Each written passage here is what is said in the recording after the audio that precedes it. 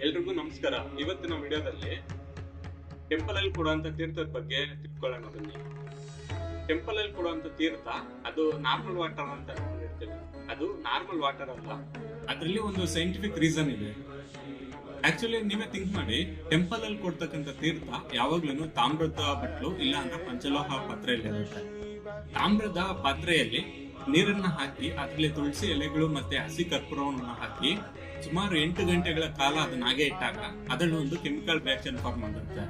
So ಆ chemical reaction form ಆಗಿ ಅದು ಬ್ಯಾಕ್ಟೀರಿಯಾ ಮತ್ತೆ ವೈರಸ್ ಮುಂತಾದ ಸೂಕ್ಷ್ಮ ಜೀವಿಗಳನ್ನ ಸಾಯಿಸುತ್ತೆ. ಇಷ್ಟೇ ಅಲ್ಲ, ಆ ವಾಟರ್ನ ಕಾಪರ್ ಅಯನೈಸ್ಡ್ ಎಲೆಕ್ಟ್ರೋಲೈಟ್ ಕನ್ವರ್ಟ್ ಮಾಡುತ್ತೆ.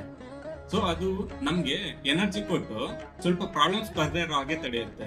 ಅದಕ್ಕೇನೆ ಟೆಂಪಲ್ ಅಲ್ಲಿ ಕೊಡ್ತಕ್ಕಂಥದ್ದು ಬರೀ ನಾರ್ಮಲ್ ವಾಟರ್ ಅಲ್ಲ, ಮಂತ್ರಗಳ ವೈಬ್ರೇಷನ್ ಅಲ್ಲಿ ಕೂಡಿರ್ತಕ್ಕಂಥ ಸ್ಟ್ರಾಂಗ್ ಇಮ್ಯುನಿಟಿ ಬೂಸ್ಟರ್. ಸಿಂಪಲ್ ಆಗಿ ಹೇಳ್ಬೇಕು ಅಂದ್ರೆ ಅದು ಮೆಡಿಸಿನ್ ಅಂತಾನೆ ತಿಳ್ಕೊಳ್ಳಿ. ಸೊ ಅದಕ್ಕೇನೆ ಟೆಂಪಲ್ ಅಲ್ಲಿ ತೀರ್ಥನ ಸ್ವಲ್ಪನೇ ಕೊಡ್ತಾರೆ, ಜಾಸ್ತಿ ಕೊಡಲ್ಲ.